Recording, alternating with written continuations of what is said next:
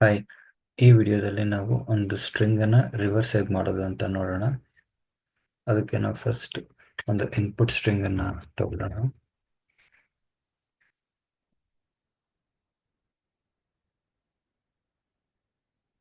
ನಾವು RCB ಅಂತ value ಕೊಡೋಣ.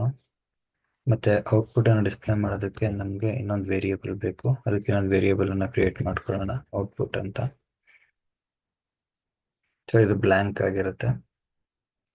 ಸೊ ಈಗ ಇದನ್ನ ಅಚೀವ್ ಮಾಡೋದಕ್ಕೆ ಒಂದು ಸೈನ್ ಆಕ್ಟಿವಿಟಿಯನ್ನು ತಗೊಂಡು ಲೆಫ್ಟ್ ಹ್ಯಾಂಡ್ ಸೈಡ್ ಅಲ್ಲಿ ನಾವು ಔಟ್ಪುಟ್ ವೇರಿಯೇಬಲ್ ಅನ್ನ ತಗೊಳ್ಳೋಣ. ಸೊ ರೈಟ್ ಸೈಡ್ ಅಲ್ಲಿ ನಾವು input value string to be reversed ಇದನ್ನ ನಾವು ಒಂದು ಕ್ಯಾರೆಕ್ಟರ್ ಅರೆಗೆ ಕನ್ವರ್ಟ್ ಮಾಡ್ಕೋಬೇಕಾಗುತ್ತೆ.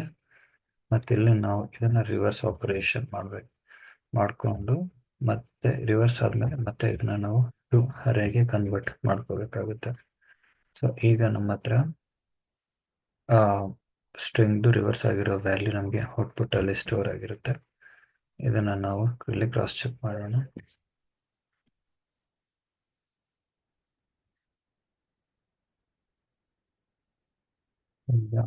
ಇಲ್ಲಿ ಔಟ್ಪುಟ್ ಅಂತ ಹಾಕೊಂಡ್ರೆ ನಮಗೆ ಆನ್ಸರ್ ಸಿಗುತ್ತೆ.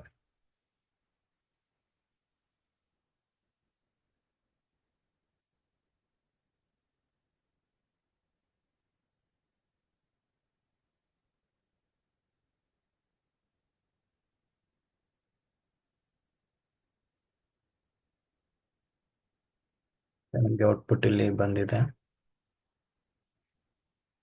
ಸೊ ನೋಡಿ, ನಾವಿಲ್ಲಿ ಇನ್ಪುಟ್ ಬಂದು RCB ಅಂತ ಕೊಟ್ಟಿದ್ವಿ. ಸೊ ನಮಗೆ ರಿವರ್ಸ್ ಆಗಬೇಕು ಸ್ಟ್ರಿಂಗ್ ಅಂತಂದ್ರೆ BCR ಅಂತ ಬಂದಿದೆ. Thank you.